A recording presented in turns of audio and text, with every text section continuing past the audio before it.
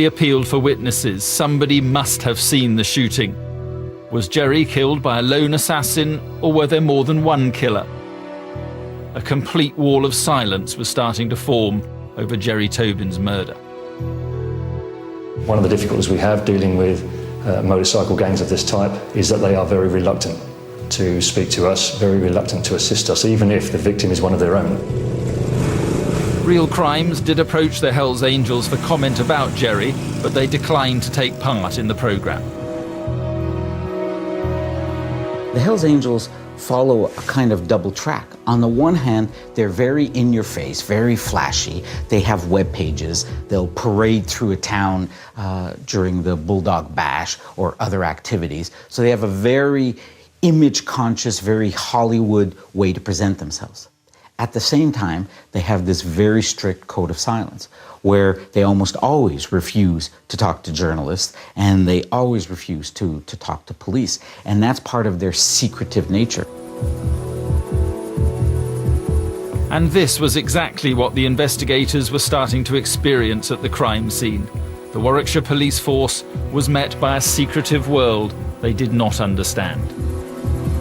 The scene was difficult to manage in the immediate aftermath of Gerry having been shot. Clearly, mobile phones were used to pass on that information, and many bikers and Hells Angels attended all around the vicinity of the scene of Gerry's murder. In fact, one person travelling on the northbound, just immediately prior to us closing the northbound carriageway, came across and actually ripped off the patches from Gerry's jacket. I understand that those patches are always deemed the property of the club itself, and they would not want those patches to fall into the hands of anybody else. The most important part of any outlaw motorcycle group member's attire is his patches and his leather vest that he wears. The patches on the jacket are split into three. The top rocker, as it's known, depicts the motorcycle club. The middle badge is the emblem of that club, and the bottom badge is the area or chapter they come from. And to obtain all three patches is the ultimate goal. To become a fully patched member, you have to endure 2 years of probation. That is thought to be a tough examination of your desire to join the Angels. That is everything they're about, it's their essence. So the attainment of the full patch is everything to that individual. At the crime scene, there is a major breakthrough. The 48-hour fingertip search has paid off with the discovery of a significant piece of evidence. We recovered a shell casing, a 7.65 shell casing on the motorway, which had been ejected from a semi-automatic weapon. This looked likely to be the shell case of the fatal shot, but the ballistic examination revealed it didn't match the bullet recovered during Gerry's autopsy. Well, it was quite unusual that the 9mm bullet that was found in Mr. Tobin was something that you'd normally see fired from a self-loading pistol. The markings from the bullet that was found in Mr. Tobin were characteristic of a revolver, more typical of a Webley Enfield revolver. This type of gun doesn't dispense its cartridges, therefore it could not match the casing found at the murder scene. For the cartridge case, again, we identified the calibre, and we also indicated to the police that we thought that these marks were typical of a 7.65 self-loading pistol. The casing was linked to a hole in Gerry Tobin's mudguard, so there must have been 2 guns fired. The trajectory of the bullet also revealed that Gerry was shot at close range. The gunman must have travelled alongside him to deliver the fatal bullet. This was a major breakthrough for the detectives. Get that little bastard! Get a bit more! Bit closer! Now! Shoot!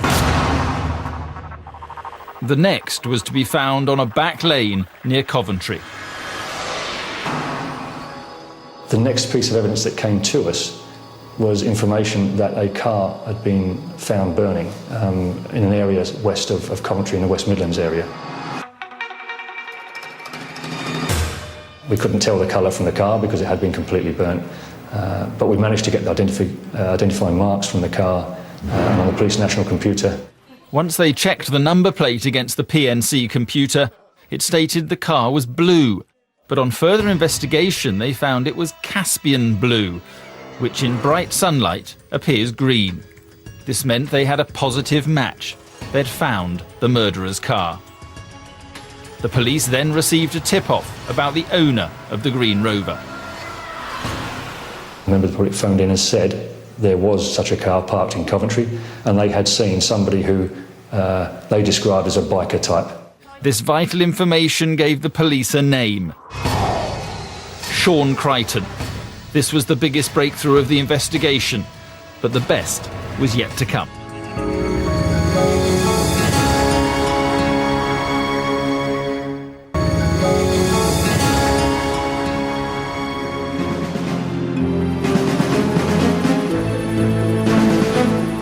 A murder hunt is underway tonight after a motorcyclist was shot dead on the Police have M40. released CCTV images of Gerry Tobin, the Hells Angel biker, shot Today's and killed developments on in the a hunt M40. for the M40 killer. Police say they have some significant information, but still no motive.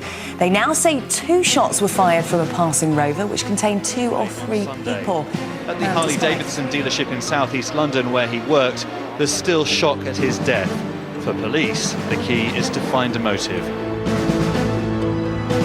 On the 12th of August 2007, Hells Angel Gerry Tobin was murdered. With the killers still at large, investigators and police officers were racing against the clock to gather any evidence and eyewitness reports that could lead to the murderers. Vitally, they had a name: Sean Crichton.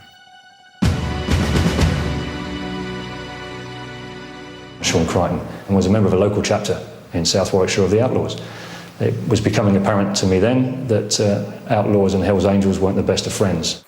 So specialist covert filming teams were sent out to track down Crichton, to gather as much intelligence as possible on him and his associates.